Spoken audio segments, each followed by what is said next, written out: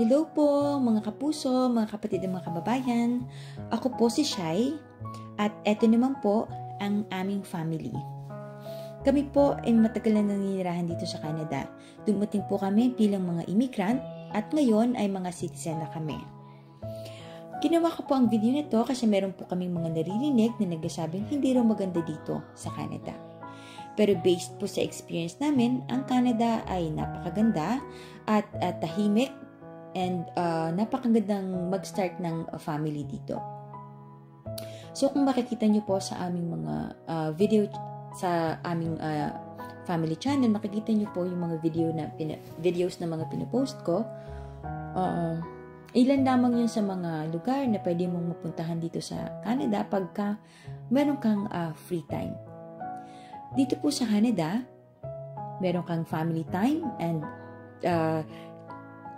time sa church. At dito din sa Canada, hindi uso ang marites. Dito lahat ng tao ay busy. At hindi rin, pag nag-work ka naman, hindi rin uso ang marites sa work. Isa pa na gusto namin dito sa Canada, ang mga Filipino dito sa Canada ay nagtutulungan at nagbibigayan.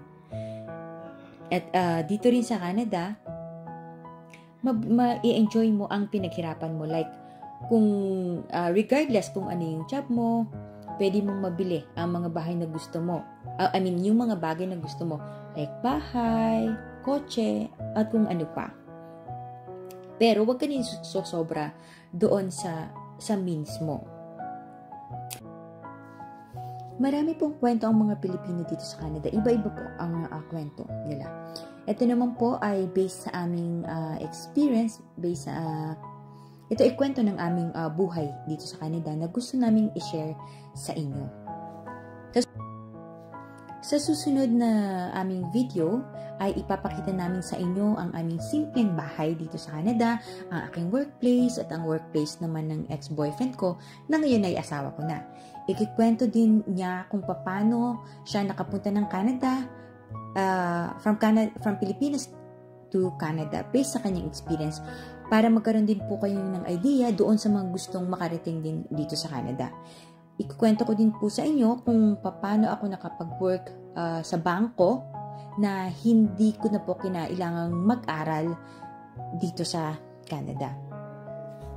So mga kapatid, mga kapuso at mga kababayan, inaanyayahan ko po kayo na i-like at mag-subscribe sa aming channel na Filipino Family in Canada. Abangan niyo po ang marami pang magagandang kwento, experiences, places, and happenings na i-share namin sa inyo para ma-encourage din po tayo. God bless po sa inyo.